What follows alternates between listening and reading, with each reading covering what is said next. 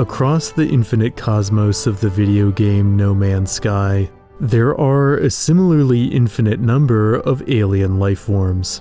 Through the use of procedural generation, the game contains more than 18 quintillion planets to discover, many of which teem with extraordinary creatures. While No Man's Sky had a rocky reception at launch, the developers have done persistent work making this virtual universe worth exploring. So, for this entry into the archive, we'll embark on a classic documentary-style expedition, exploring the lives of extraterrestrials on scorching worlds, frozen wastelands, and many others. I'll also speculate on how the biology of each life form might feasibly work. I admit that there are a few too many total planets for this archivist to document, so this documentary will focus on only the most interesting ones I've discovered. Now, let's set off into the unknown and see what awaits us among the stars. We'll begin with an Earth-like temperate world located a comfortable distance from its host star. Since we are the first explorers to ever witness this planet, it's up to us to come up with a name. We'll call this ring jewel of the cosmos planet Rhea, a land abundant with the promise of discovery. Entering the atmosphere near the equator, we can see a vast landscape of green fields stretching before us. Under the orbiting rings above, who knows what extraterrestrial life has emerged. Stepping out of the spacecraft, I spot something moving in the distance. A herd of herbivorous giants are grazing on the local vegetation. These newly discovered creatures also need a name. We'll call them Titanomagnus magnificus, which might be a bit much, but I'm excited. The Titanomagnus seem to have converged upon a niche similar to sauropod dinosaurs from Earth's past. They survive by being too large for most predators to bother with, and sustain their bulk by vacuuming up over 1 ton of plant matter each day. With their long necks and curious ears, the Titanomagnus actually resemble another Earth animal, the giraffe, a lifeform whose long neck helps them reach leaves at the tops of trees. Yet there are no trees in this region of planet Rhea, so why bother with such a long neck? Perhaps a tree-like genus recently went extinct, or perhaps the necks serve as watchtowers to keep an eye out for potential dangers. And speaking of potential dangers, a huge armored predator is on the move. I'll call these unfriendly customers the arachnomantis, because, well, I can. The arachnomantis possess a bone-crushing beak, and seem to have some kind of exoskeleton. The biological differences between the arachnomantis and Titanomagnus seem so extreme, I wonder if, like land vertebrates and insects here on Earth, these two terrestrial lineages split off long before crawling onto land. Yet unlike insects, the arachnomantis are megafauna in their own right, and a serious danger upon these planes. With our different evolutionary origins, it's likely I wouldn't be very tasty to an arachnomantis, but it's best not to test that theory. For the next leg of our voyage across planet Rhea, we'll be traveling in a terrestrial exocraft called a roamer. This vehicle will offer protection as we continue to explore this unfamiliar land. Plus, it's nice to not have to walk for the entire voyage. Not far from our roamer, something is disturbing the grass. This is a crested rheolope. These diminutive grazers are difficult to get a glimpse of, as they've learned their best chance of survival in this world of giants is to stay out of sight. Their skittish behavior likens them to the antelopes of the grasslands here on Earth. We're lucky to be able to get a sighting of such a shy creature. But rheolopes aren't the only things hiding in the grass. Even more elusive are the shadowy, striped dreadtooth. These cat-like hunters are exceedingly difficult to spot. Like tigers, their unique pattern of stripes help them blend into their environment, and the spines on their back help them disappear even further. And this dreadtooth has caught the scent of something.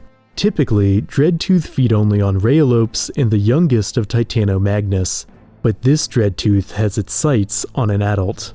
We might have a serious fight on our hands. The Dreadtooth circles in close, then seems to think better of it. A full-grown Titanomagnus isn't exactly an easy target. It's just not worth the risk. And so, the Dreadtooth returns to the prowl, looking for something a little smaller to snack on. The sun is now setting on planet Rhea. Yet with the night comes a final surprise. The arachnomantis, while a fearsome predator during the daylight, lights up the dark with a bioluminescent display as it calls out to others of its kind. This ritual, which might be for mating purposes, is a touching one for such a deadly creature. We've seen much during our travels across planet Rhea, but now the stars call us once again. This world is just one of many, and the moment has come to continue our expedition. The next stop on our voyage, planet Boreas, lies on the outer edge of its star's habitable zone. Entering the atmosphere, I find a land trapped in a never-ending winter. Boreas' position, combined with a dim host star, means temperature on the surface rarely rises above freezing, and a layer of snow and ice covers the surface year-round. It's not the sort of place one might expect to find life.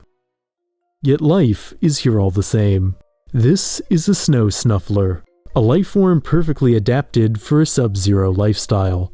Large, lumbering herbivores, they're protected from the cold thanks to a thick layer of fat and insulating fur. Wrapping oneself in the biological equivalent of a thick winter coat is one of the most common ways that animals here on Earth have been able to conquer cold environments.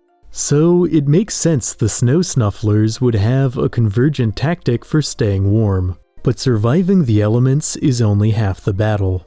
To persist on planet Boreas, the snow snufflers must also find food.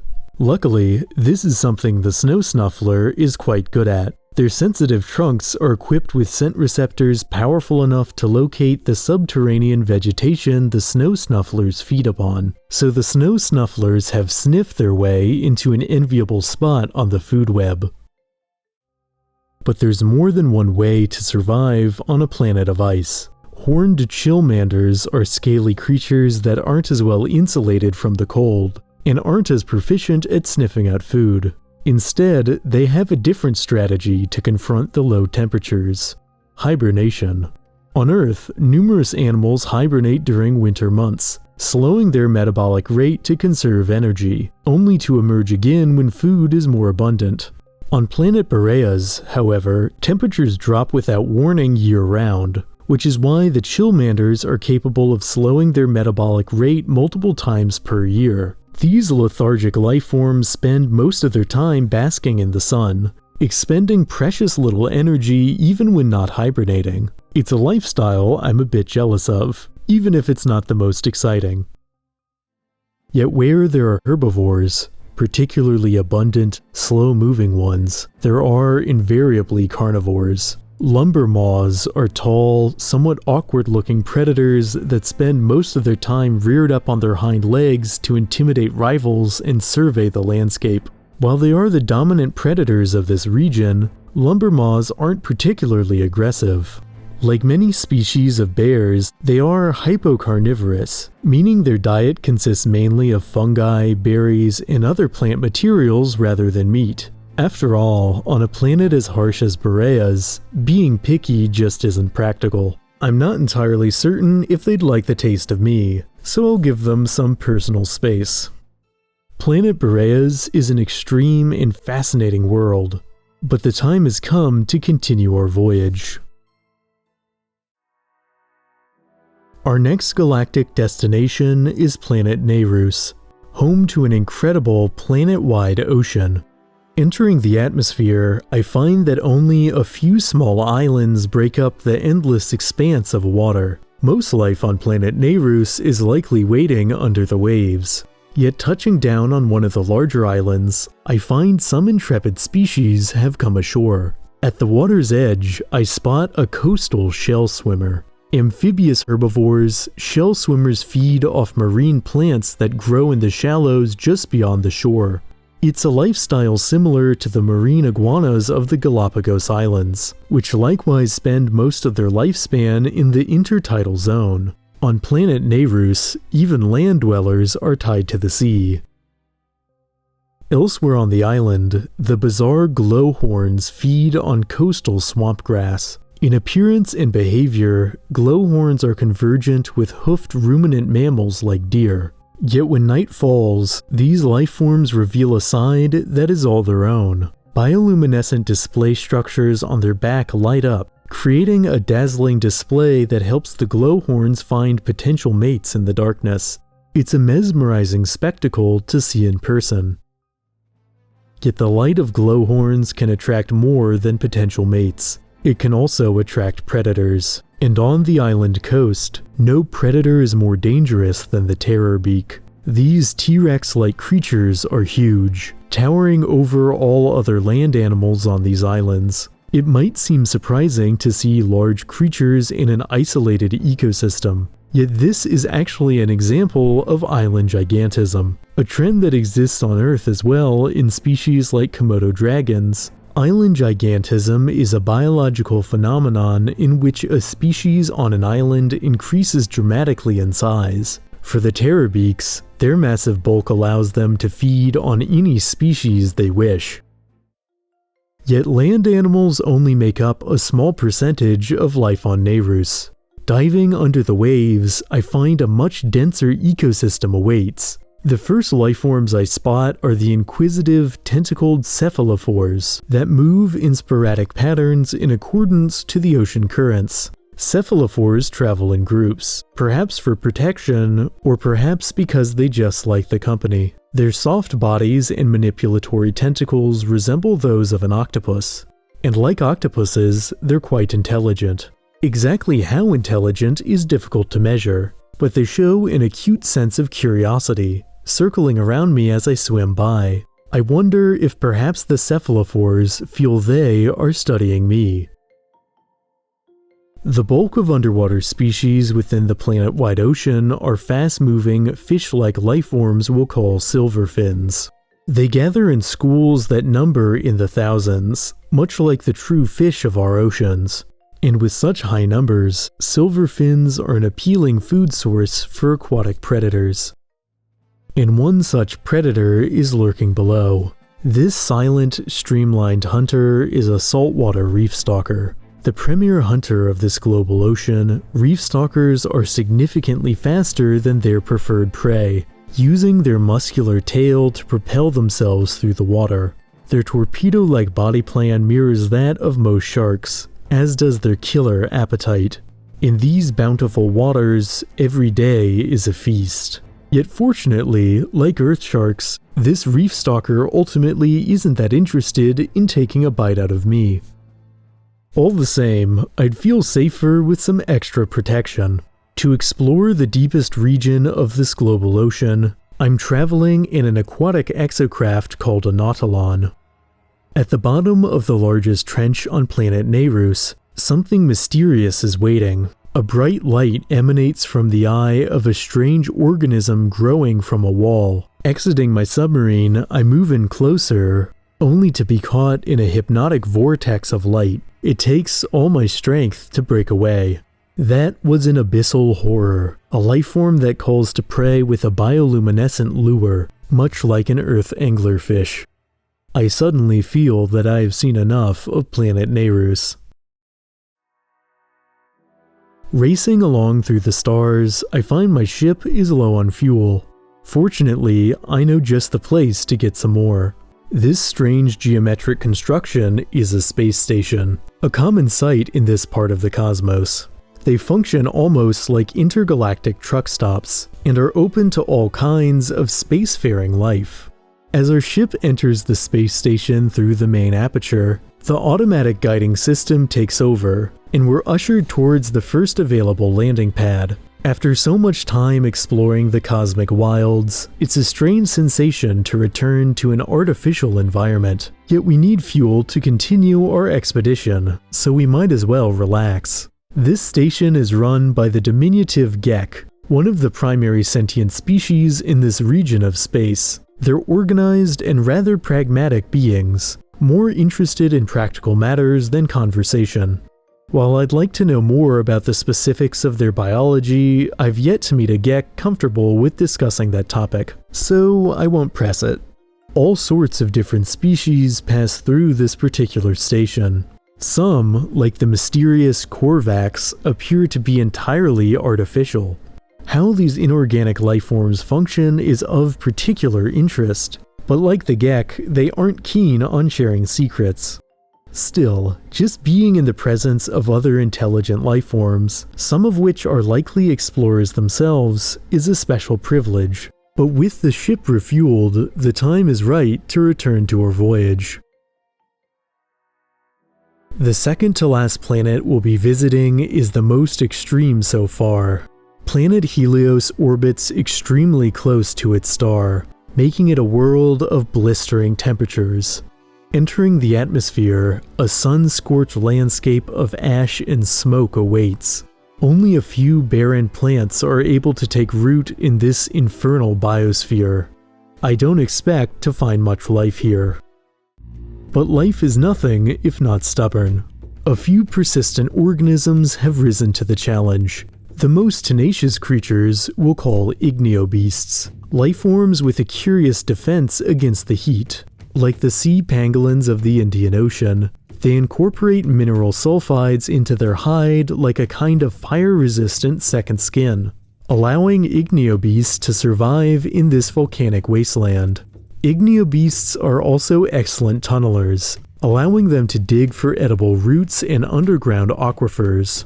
It's an extreme life, but a life all the same. And speaking of extreme, that was a Heliostrider, a titanic lifeform with a body plan unlike any organism I've ever come across. Their alarming height means that Heliostriders pay little mind to anything on this planet's surface. Like igniobeasts, these omnivores feed primarily on buried plant matter, sticking their heads underground to get a meal. It's a somewhat awkward behavior that calls to mind how ostriches look when burying their eggs. Like most lifeforms on planet Helios, the skin of the Heliostrider seems highly resistant to the merciless solar radiation. In fact, the Heliostriders are practically thriving. But not all creatures on planet Helios are quite so fortunate. Crag spines are mid-sized scavengers that struggle to find sustenance in this barren environment. At a glance, they resemble the savanna foxes of our planet, although the niche they occupy is less enviable.